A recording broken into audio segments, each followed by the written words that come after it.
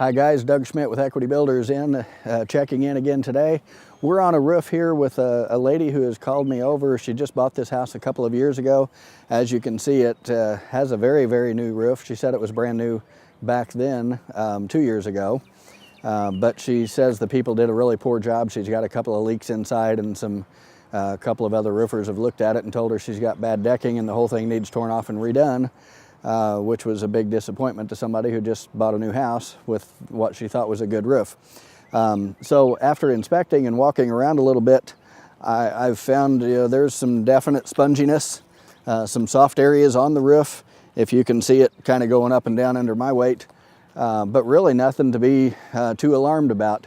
There are some issues. I'll point out a couple of things that probably, that most definitely are leaking.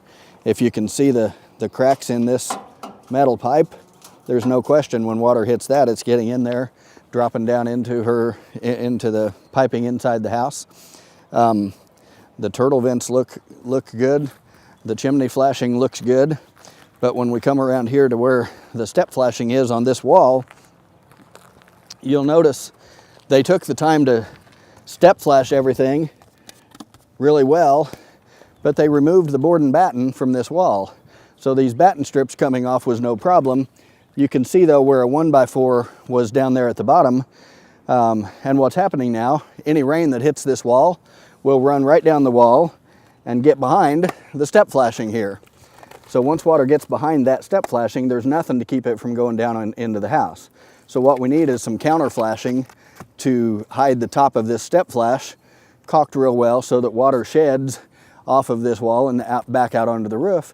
That will fix the leaks that she's got inside. This is a very typical issue where the fascia meets the shingles here, frequently is not done well. So we'll need to redo some of that as well. But rather than a $10,000 or $12,000 roof, I think we can get her by for a few $100, and she doesn't need a new roof at all. There's still going to be some sponginess in the plywood, which may not get the full life expectancy out of this 30-year shingle. But she'll do very well on getting many more years out of it and postpone this major expense for a long time. The other boots on the pipe, there's a bathroom right underneath this vent stack, which is where an old leak was. But with a new boot on it, she shouldn't expect to have any problems. You will notice as I step into the valley, that's a really spongy area. Probably should have had some new plywood in this valley while they did the roof, but they didn't. So as long as it's not leaking right now, I would say let's declare victory and try to get a few more years out of the roof before any of this would be torn up.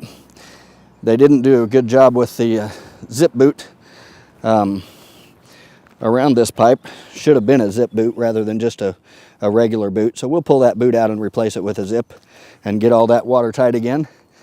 But basically, a few $100 here will take care of all these issues, and she'll be good to go for many years. So she should be happy to hear that when we come down. Thanks.